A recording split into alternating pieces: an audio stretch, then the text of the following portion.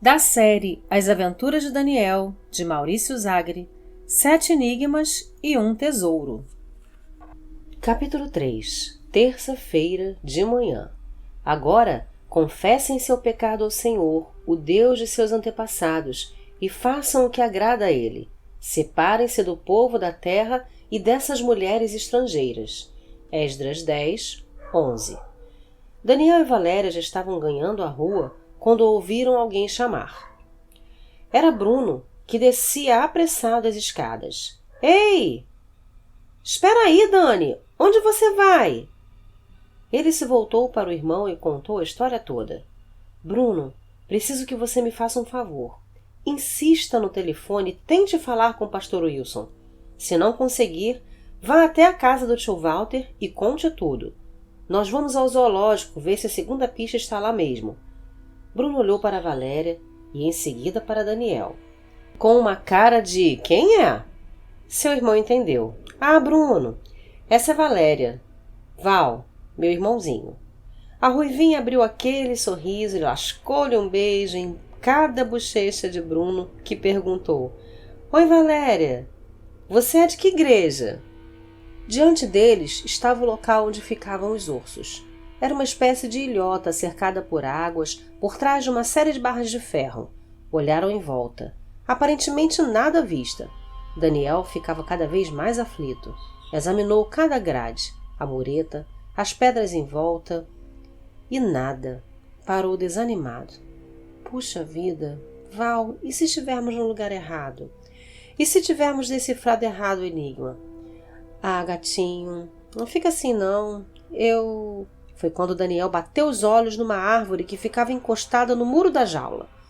Num galho alto, meio fora da visão das pessoas, por trás de algumas folhas, estava preso um envelope com o ictus desenhado. — Achei! — interrompeu. Valéria virou a cabeça para o lado que ele apontava, sorriu e correu em direção à árvore. Esticou o braço, ficou na ponta dos pés, mas não conseguiu alcançar o envelope. Virou-se para Daniel, a franja caindo sobre os olhos. — Você vai ter que me levantar — piscou com malícia. Daniel ficou meio sem jeito, olhou em volta para ver se não encontrava alguém que pudesse subir, mas não viu nada. Não tinha outra maneira. Chegou perto dela, meio sem jeito, e falou: — Vem. Ela se aproximou e passou os braços em volta dos ombros dele. O perfume dos seus cabelos inundou as narinas de Daniel, que começou a suar. O jovem se abaixou, envolveu a cintura de Valéria, a apertou e suspendeu no ar. — Uau, que forte! — provocou ela. — Jesus, me ajuda! Valéria esticou o braço e segurou o envelope. Daniel a pôs no chão, suas mãos ainda segurando a cintura dela, as mãos dela em seu pescoço. Os dois se olharam, o rosto de um a centímetros do outro. Os ouvidos dele começaram a zunir, a respiração suspensa. Ela umedeceu os lábios com a língua. Ele entreabriu a boca. No ímpeto que veio de algum lugar lá dentro, talvez resultado de muitas palestras e pregações sobre santidade no namoro, Daniel deu um passo para trás, abaixou o olhar e falou baixinho: — Vem, vamos ler o que diz o bilhete.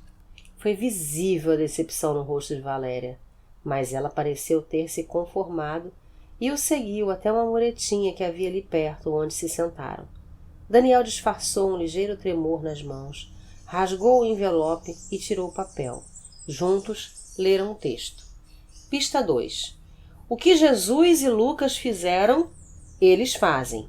No lugar onde estão, busque a primeira consequência da teimosia de Faraó. Olhe para quem Nabucodonosor levou para a Babilônia. Valéria olhou para Daniel com uma expressão de quem tinha lido grego. Ele coçou a cabeça. Essa vai ser dureza, pensou.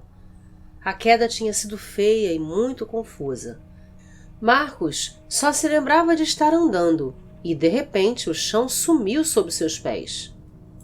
Instintivamente tentou se agarrar em alguma coisa, mas não teve jeito.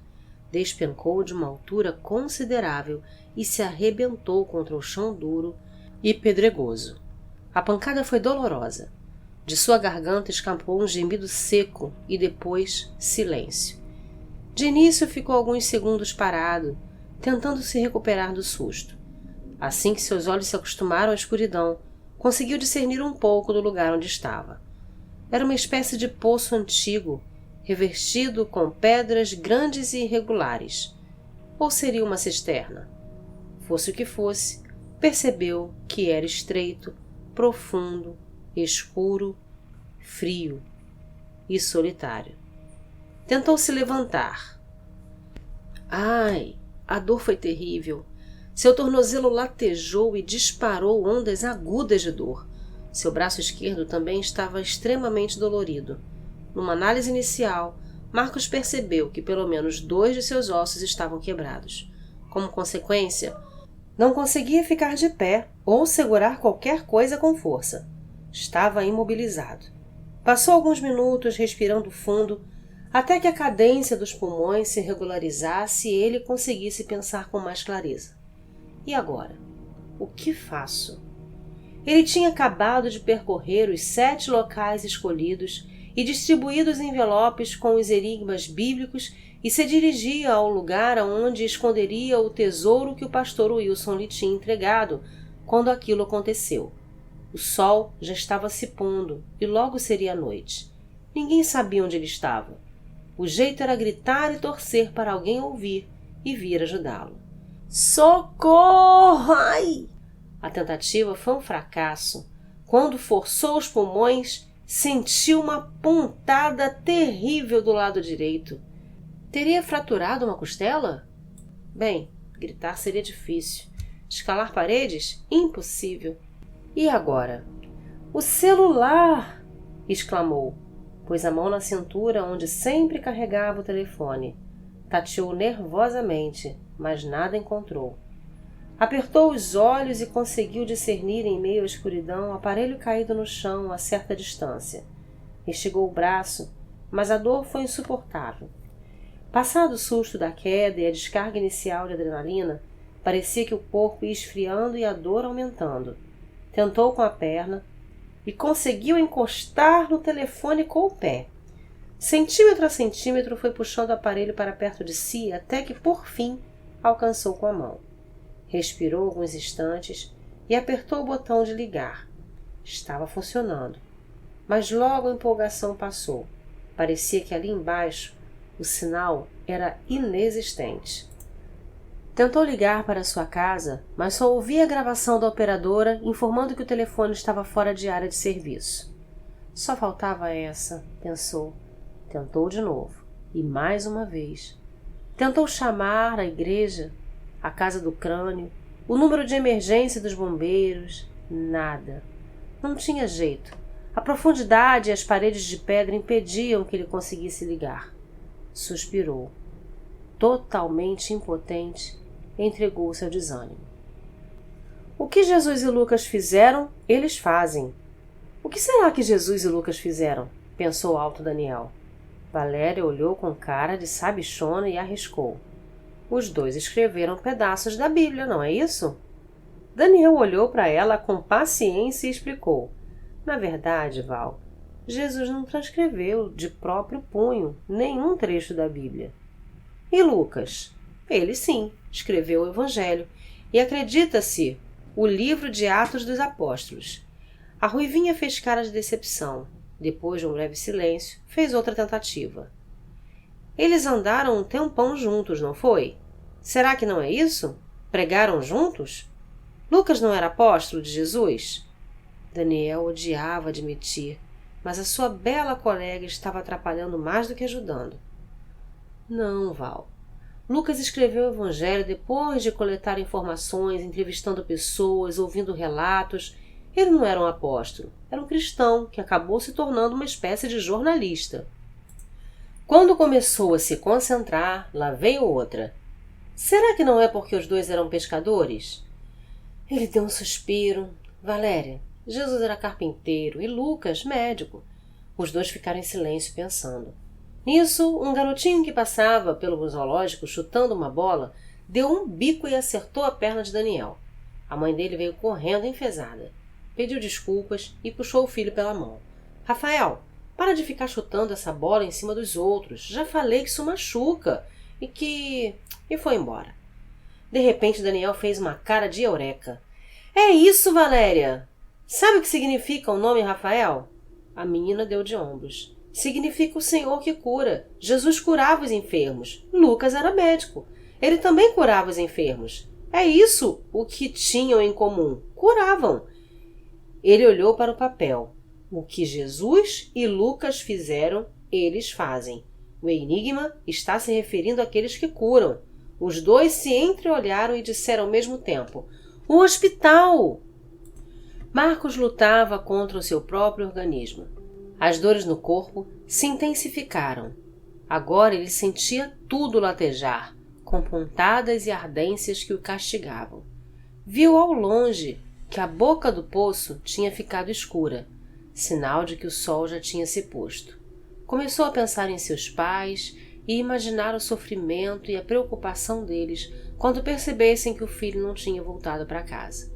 Com muito custo, conseguiu se arrastar até a parede arredondada e sentou-se, com as costas junto às pedras.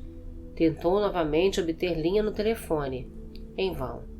Reparou então que a bateria do celular estava quase no fim e decidiu desligá-lo para não gastar inutilmente. Foi quando se lembrou daquele que é socorro bem presente na angústia. Começou a orar em pensamento. Pai amado, me ajuda. Preciso de ti. Não conseguiu segurar mais e as lágrimas banharam seu rosto. Quanto tempo se passou ele não sabia, mas em alguns minutos começou a sentir sono. Suas pálpebras pesaram, os olhos foram se fechando e tum! A pontada de dor o impedia de dormir. E assim foi durante muitas horas daquela noite, que passou alternando sono, dor, tristeza, solidão. Era uma amarga mistura de sensações e sentimentos. Quando finalmente o sol voltou a lançar seus primeiros raios pela abertura metros acima, Marcos estava exausto, física e emocionalmente. E a sede que sentia era desesperadora. Foi quando se lembrou da insulina.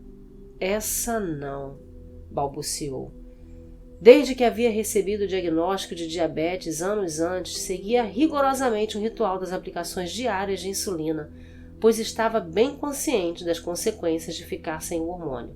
Seu organismo começaria a entrar lentamente em colapso, até que... Não queria pensar nisso. Tinha de sair daquele buraco de qualquer maneira. Socorro! Não tinha jeito. Além da dor, estava cansado, com sede e sem forças. Resolveu tentar de novo o celular. Teclou o número de casa. Ocupado. Teclou o da igreja. Está chamando. Sorriu com esperança. De repente um ruído. Do outro lado, em meio a muitos chiados, ouviu a voz reconfortante de Daniel. Gabinete... Crânio, sou eu, Marcos. Depois de uma pausa, escutou seu amigo gritar com tom de aflição. Marcos, alô? Animado, respondeu. Socorro, Crânio, estou muito mal, cara. Preciso de ajuda. Você está? Marcos não soube se foi cansaço, a queda, a sede, a empolgação ou os primeiros efeitos da falta de insulina, mas de repente começou a sentir palpitações e taquicardia. Sua vista escureceu, um gosto estranho surgiu em sua boca e ele teve a nítida sensação que ia desmaiar. Crânio, estou morrendo, socorro! E a ligação caiu. Essa não, Jesus me ajuda. Aos poucos a visão voltou ao normal, a sensação de desmaio foi embora, deixando atrás de si um enjoo terrível. Marcos suspirou o mais fundo que conseguiu com a dor que sentia no tórax. Ficou algum tempo se recuperando. Crânio parecia bem aflito. A essa altura deve estar todo mundo preocupado comigo. Preciso sair daqui. Pegou o celular de novo e teclou o número da igreja. Fora de serviço. Teclou de novo. Fora de serviço. Mais uma vez. E nada. Desanimado, descansou a mão no colo e mudou um pouco de posição. Ai! A dor no tornozelo veio com uma força total. Ofegante, procurou ficar imóvel. Pegou novamente o celular e pressionou chamar novamente. Estava chamando. O mesmo que tinha acontecido antes se repetiu, chiados e ruídos. Ouviu então: Marcos, Marcos, onde você está? Crânio! Eu caí numa espécie de poço. Cara, tô mal, todo machucado. Preciso urgente de ajuda. Ficou em silêncio, recuperando o fôlego, mas não ouviu resposta. Continuou: Depressa, Crânio! Peço ajuda porque eu preciso injetar a insulina, senão eu... Uma pontada de dor o fez interromper. Do outro lado, só chiados. Foi quando seu telefone começou a apitar, indicando que a bateria estava chegando ao fim. Para piorar, meu celular está quase sem bateria. Marcos lembrou então que não tinha dito onde estava. Olha, Crânio, estou no local do último dos 7 enigmas no... E disse onde ficava o poço em que tinha caído. Entendeu, Crânio? Silêncio, chiados, ruídos. Crânio, Crânio! Daniel, socorro! O telefone apagou. A bateria tinha acabado.